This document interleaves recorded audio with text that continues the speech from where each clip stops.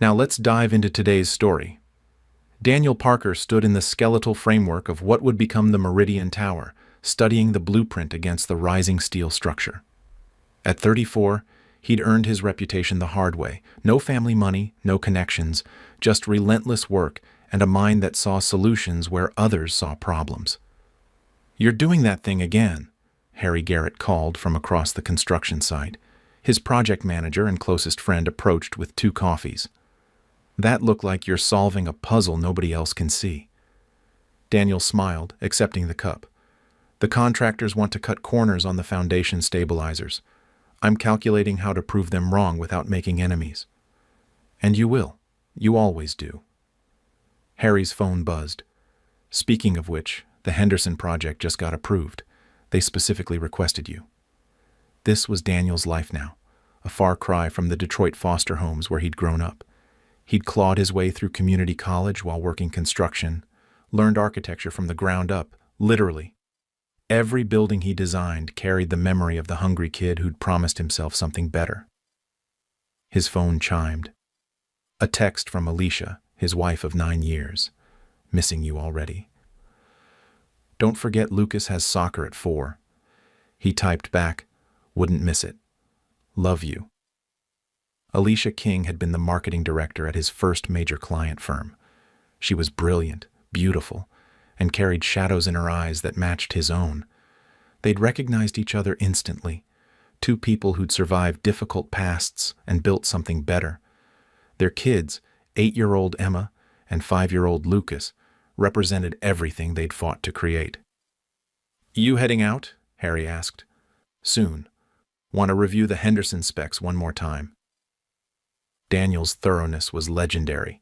He never left details to chance, never assumed anything was secure. Life had taught him that safety was something you built yourself, brick by brick. He had no idea that lesson was about to be tested in ways he never imagined. 20 miles away, Alicia Parker sat in her home office, staring at a name on her phone screen. Kenneth Holloway, her half-brother. A name she hadn't seen in 4 years, since the last time he'd asked for money to cover debts he swore were legitimate. She'd learned young that Kenneth's promises were as reliable as their father's had been, which was to say, worthless. Their mother, Martha King, had married young and foolish. Alicia was 3 when she discovered her father's other family across town. The divorce was bitter. Her mother kept Alicia and her maiden name. Their father took Kenneth, his son with his mistress, and raised him in a world of shortcuts, schemes, and self-justification. Alicia had fought to escape that legacy. She'd put herself through college, built a career, married a good man who'd also fought for better. She'd broken the cycle. Kenneth had embraced it. The last she'd heard, he was running with Saul Sloan, a name that came up in local crime reports for everything from theft to assault. The kind of man her father would have called enterprising. She deleted the voicemail without listening. Whatever Kenneth wanted, the answer was no. Her phone buzzed again. This time, a text from an unknown number. "Your brother's in trouble. Real trouble. We need to talk. Essie Saul." Her hands trembled slightly as she blocked the number. "Mommy!" Lucas ran into the office, his kindergarten artwork in hand. "Look, I made our family." The drawing showed 4 stick figures in front of a house. Safe, happy, protected. "It's perfect, sweetie." She pulled him close, breathing in the scent of his strawberry shampoo. "Go get your sister. We'll have a snack before soccer." As Lucas bounded away, Alicia made a decision. Tomorrow she'd call the police, report the harassment, get a restraining order if needed. Tonight, she'd focus on her real family, the one she'd chosen, the one that mattered. She had no way of knowing that Kenneth and Saul were already much closer than she thought, or that tomorrow would be far too late. The next morning started normal enough. Daniel dropped Emma at school, took Lucas to pre-K, and arrived at the office by 8. The Henderson project demanded his full attention, a mixed-use development that would revitalize a struggling neighborhood. Exactly the kind of work that made him love architecture. His phone buzzed at 2:47 p.m. "Alicia, don't come home yet.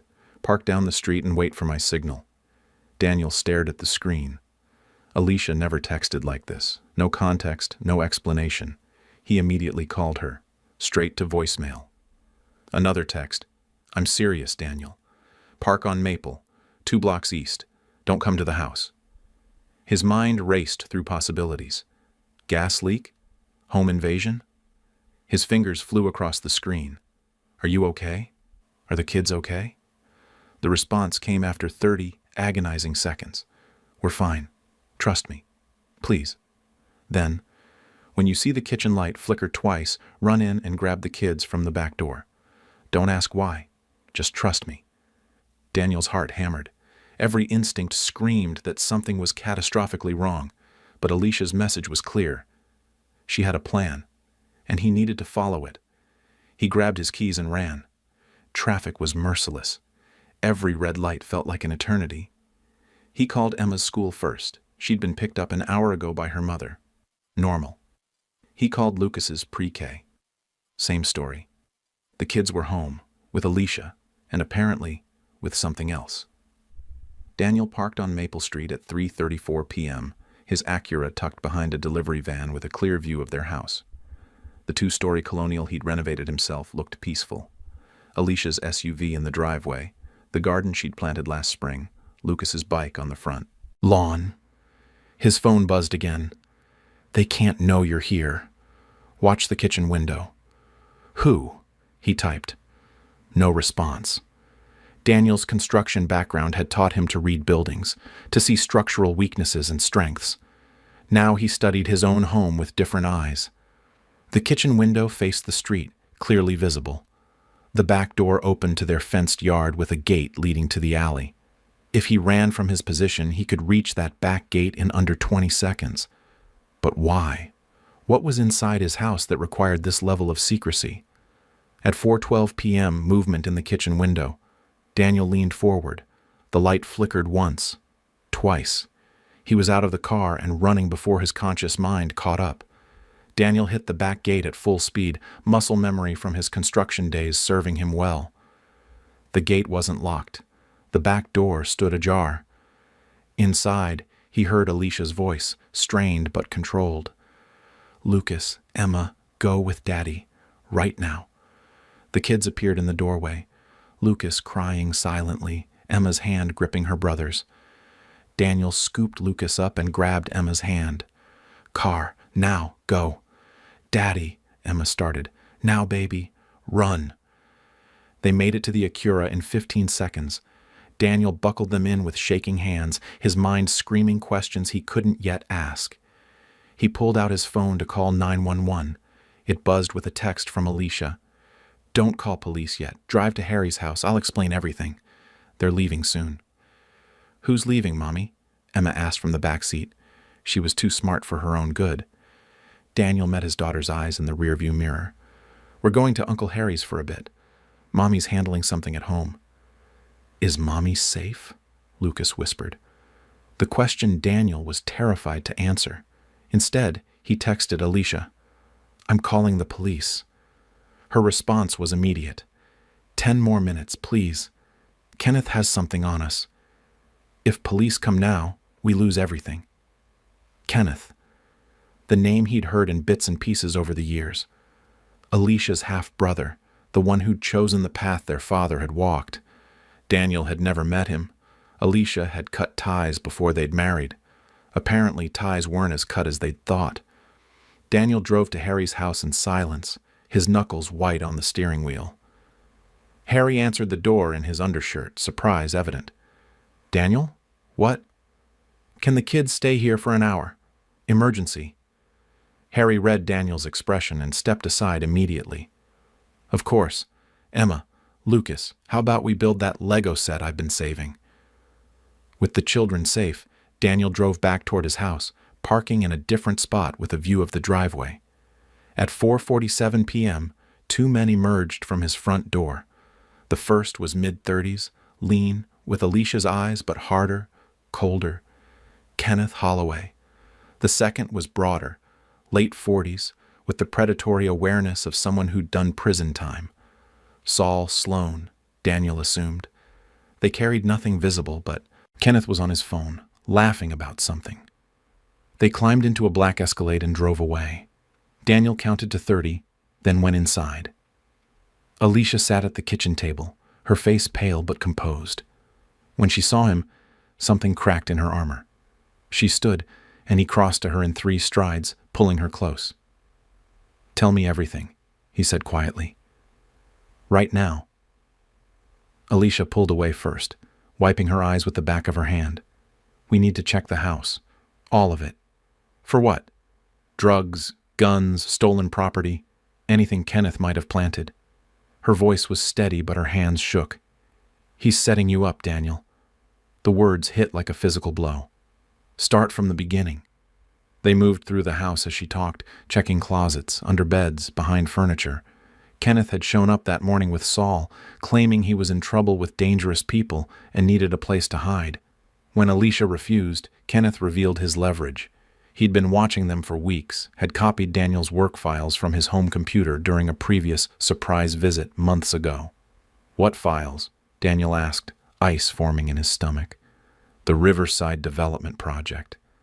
The one that got canceled last year after the zoning board rejected it." Daniel remembered. A massive commercial development that would have displaced a historic neighborhood. He'd been hired to design it, had done the work professionally, but had privately been relieved when community opposition killed it. "Kenneth accessed my encrypted files?" Daniel's mind raced through the implications. "How?" "He had Saul install something on your computer when I let him use our bathroom during his visit last December.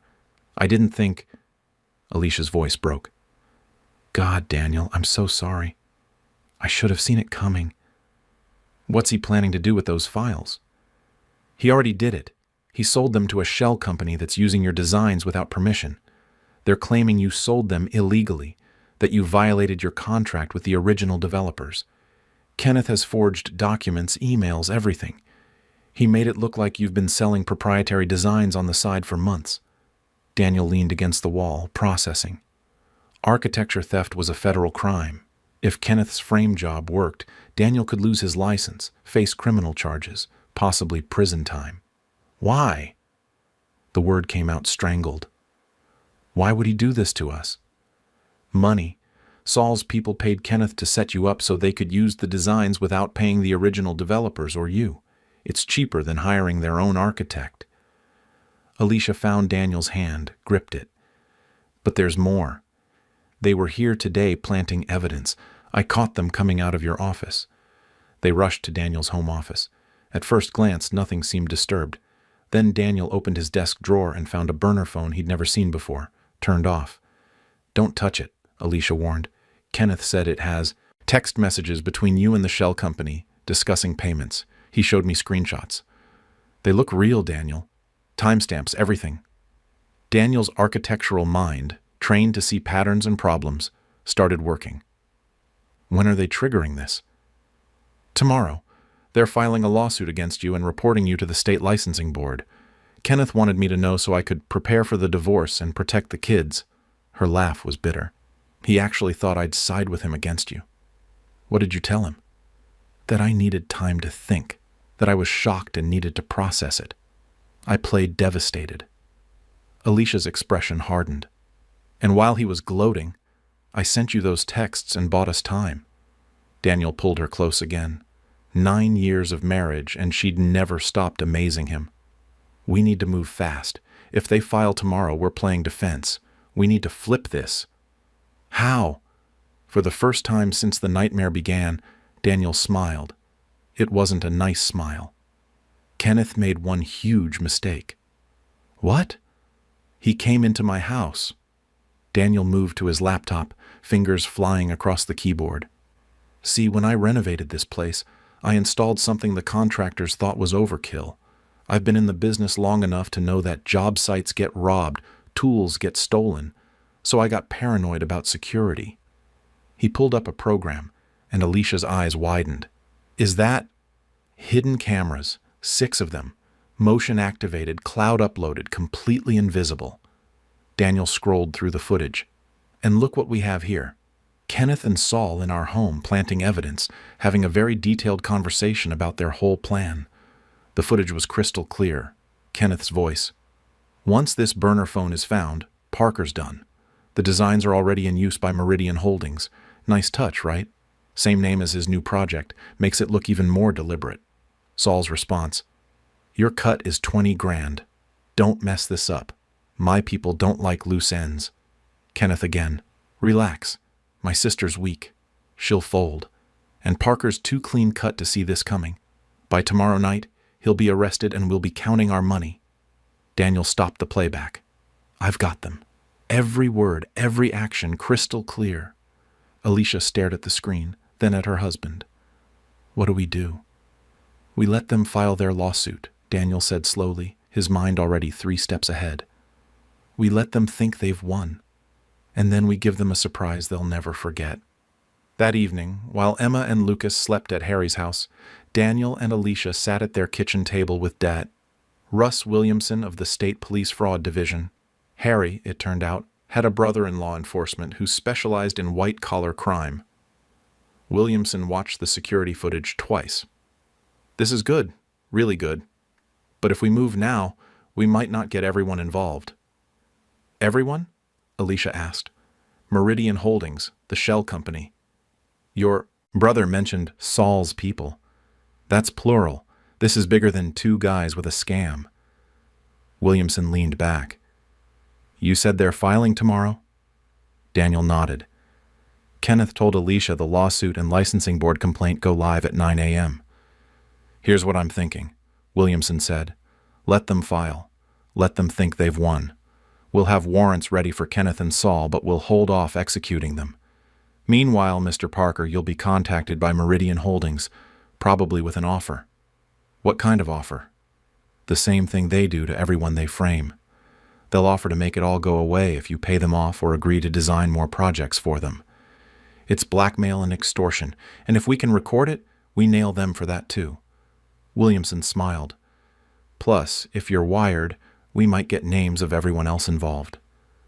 Daniel felt Alicia's hand tighten on his. You want him to meet with these people? In a controlled environment. We'll have plainclothes officers everywhere. Mr. Parker will never be in real danger. Williamson looked at Daniel. But I won't lie to you, there is some risk. These people don't like being crossed. I'll do it, Daniel said immediately. Daniel, Alicia started. They came into our home. They threatened our family. They tried to destroy everything I've built. Daniel's voice was calm, but steel ran underneath. I'm not letting them walk away. I'm not spending the next year fighting false charges while they move on to their next victim. Williamson nodded approvingly. Okay, here's how this plays out. Tomorrow morning, you act shocked and devastated when you get the lawsuit notification. Call your lawyer, panic appropriately. Within hours, you'll probably get a call from someone at Meridian Holdings. They'll want to meet. And when they do, you wear a wire, act desperate, and get them talking. Williamson stood. In the meantime, I'll coordinate with federal prosecutors. Architecture fraud crosses state lines, which makes it federal. We're talking serious prison time for everyone involved. After Williamson left, Alicia turned to Daniel. Are you sure about this? Are you? She thought for a long moment. Kenneth made his choice a long time ago. I tried to help him, tried to be his sister even when he only saw me as a resource to exploit. But when he came after you, after our kids... Her voice hardened. Yes, I'm sure. Daniel pulled up the security footage again, watching Kenneth plant the burner phone, listening to him laugh about destroying their lives. Tomorrow, he said quietly, we start fighting back. The lawsuit notification arrived at 9:04 a.m. via email and certified mail. Daniel read it with Harry looking over his shoulder, both of them acting appropriately horrified for any surveillance Kenneth might have arranged. Parker versus Riverside Development, Inc., allegations of contract breach, theft of intellectual property, and fraud. Damages sought, $2.3 million. The state. Licensing board complaint was worse, a detailed accusation of professional misconduct that could end his career even without a criminal conviction. Daniel called his lawyer, Mitchell Reeves, who was already in the loop thanks to Deet, Williamson. Their conversation was loud enough for anyone listening to hear. Mitch, this is insane. I never sold those designs to anyone. I know, Daniel, we'll fight this. But I have to be honest. The evidence they're claiming to have is damaging. Text messages, bank transfers, all fake. I'm being framed. Then we'll prove it. But this is going to be expensive and time-consuming. I'm talking 6 figures in legal fees minimum. Daniel let the despair creep into his voice. I can't afford that. We have kids, a mortgage. The call ended with appropriate desperation. Then Daniel waited. The call came at 11:27 a.m. from a number he didn't recognize. Mr. Parker, my name is Valentin Ayers. I represent Meridian Holdings. I believe we have something to discuss. I don't know what you're talking about. Come now, Mr. Parker. You're a smart man. You know exactly what I'm talking about. The lawsuit, the licensing complaint, these things can be very damaging to a career, a family. But they can also go away. Daniel's hand tightened on the phone. Debt. Williamson sat across from him in the police station, monitoring the recording equipment. What do you want? A meeting. Today. 3 p.m., the Grandview Hotel downtown, room 417. Come alone, and let's discuss how we can resolve this unpleasantness. And if I don't come? Then tomorrow, we leak this to every media outlet in the state. Prominent architect accused of theft and fraud. I imagine that won't help your other projects. A pause. But if you're reasonable, Mr. Parker, we can make this all disappear. We might even have some legitimate work for you. Lucrative work. The line went dead. Williamson nodded slowly. That's extortion. Clear and simple. We've got him. What about Kenneth and Saul? They're being picked up right now for the breaking and entering and evidence planning we have on video. But the bigger fish is Meridian Holdings and whoever's running it. That's who we want. Williamson handed Daniel a small device. This is your wire. It's undetectable and it'll record everything. We'll have 6 agents in the hotel, 2 in the room next door. You just need to get Ayers talking about the frame job, the payoffs, and who else is involved. 3 hours later, Daniel rode the elevator to the 4th floor of the Grandview Hotel, his heart steady despite the circumstances. He'd built his life on refusing to be a victim. He wasn't starting now. Room 417 was at the end of the hall. Daniel knocked twice. Valentin Ayers was exactly what central casting would send for corporate criminal. Expensive suit, predatory smile, dead eyes. 2 other men flanked him, muscle pretending to be businessmen. Mr. Parker, thank you for coming. Please, sit. Daniel, remain standing. Let's make this quick. What do you want? Direct. I appreciate that. Ayers gestured to a folder on the table. Inside is evidence of your crimes. Text messages from your burner phone, bank records showing payments from our shell accounts to yours, witness testimony from contractors who'll swear you sold them your Riverside designs. It's comprehensive. All fake. Of course it's fake, but it's also completely convincing. Ayers' smile widened. The beauty of the digital age, Mr. Parker, is that reality is whatever we can make people believe, and we can make them believe you're a criminal. What do you want? Daniel repeated. 2 things. First, $500,000 to make this all go away. Second, your services on 6 upcoming projects. We'll pay you fairly, of course, but we'll own the designs completely. No messy licensing disputes. That's blackmail and slavery. That's business. You pay us to clean up your mess, then you work for us to ensure it stays clean. Ayers leaned forward. Refuse, and by Monday morning, your face will be on every news station in the state. Your wife will leave you, your kids will be ashamed of you, and you'll be lucky to get a job drafting blueprints for garden sheds. Is that really what you want? Daniel let the silence stretch. Then, who else is involved in this? Just you and your muscle here? Ayers laughed. Worried about loose ends? Smart. Let's just say Meridian Holdings has friends in interesting places. The contractors who'll testify against you, the bank manager who'll confirm the mysterious deposits, even a state licensing board member who'll fast-track your disbarment. We're very thorough. And Kenneth Holloway? Saul Sloan? Where do they fit? The useful idiots who did the groundwork? They've served their purpose. Once you pay and sign, they'll get their cut and disappear. You'll never hear from them again. Ayers pushed a contract across the table. Sign here, here, and here. Payment plan is acceptable if you don't have the full amount immediately. Daniel picked up the contract, pretending to read. This says I admit guilt. A formality. No one will ever see it except us.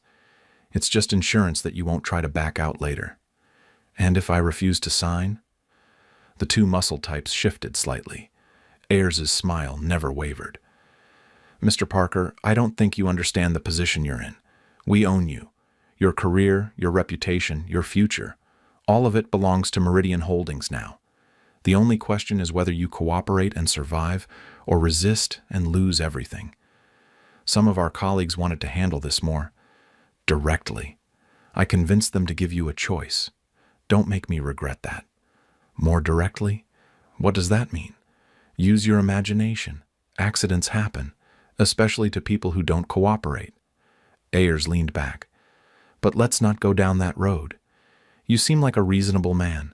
Sign the papers, pay the money, and we all walk away happy, your wife and kids. Never need to know how close things came to disaster.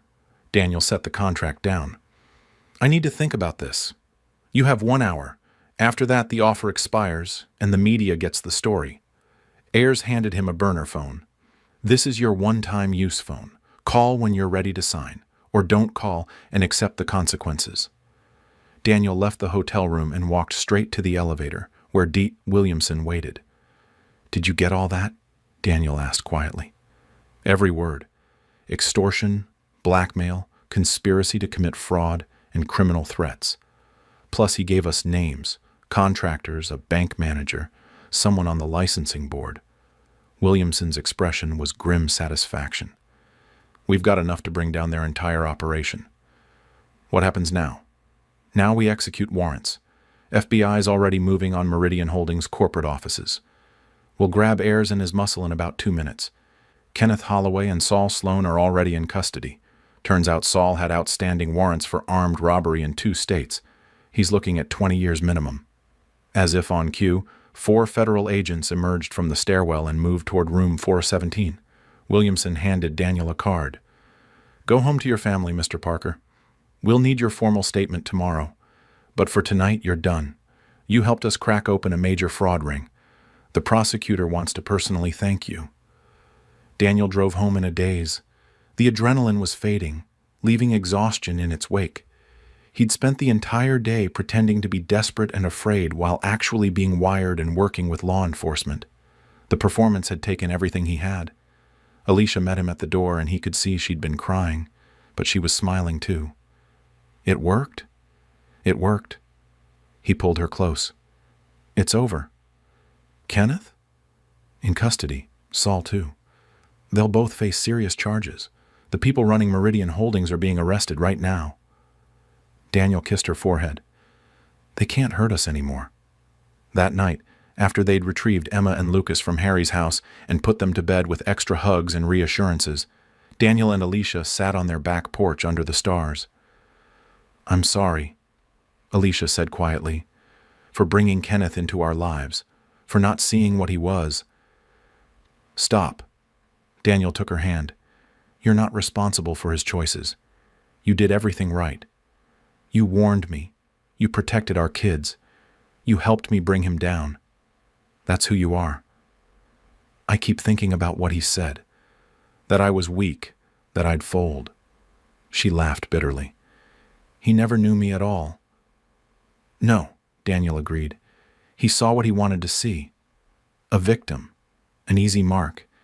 He didn't see the woman who put herself through college, who built a career from nothing, who protected her family when it mattered most. They sat in silence for a while, processing the day's events. What happens next? Alicia asked. Date. Williamson said the FBI is offering me protection until everyone involved is arrested. There might be a trial, but with the recordings and evidence, most of them will probably take plea deals. Daniel squeezed her hand. The lawsuit against me will be dropped. The licensing complaint will be dismissed. My reputation stays intact. And Kenneth? Fraud, breaking and entering, conspiracy, evidence tampering. His lawyer said he's looking at 5 to 10 years in federal prison. Daniel felt no satisfaction saying it. I'm sorry, Alicia. I know he's your brother. He stopped being my brother when he chose this life, Alicia said firmly. I'm sad for the person he could have been, but I'm not sorry he's facing consequences for who he became. 6 months later, Daniel stood in front of the completed Meridian Tower, the project that had nearly been destroyed by the fraud scheme.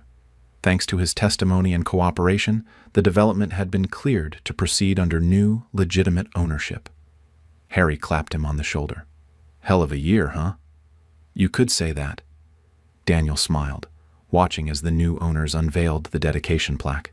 His name was on it, along with the full architectural team. Clean, honest, earned. The trial had been swift. Valentin Ayers had taken a plea deal in exchange for testifying against the higher-ups at Meridian Holdings. 3 executives were currently serving federal sentences for fraud and racketeering. The licensing board member who'd been on their payroll had resigned in disgrace. Saul Sloan was serving 15 years for his outstanding warrants plus the conspiracy charges.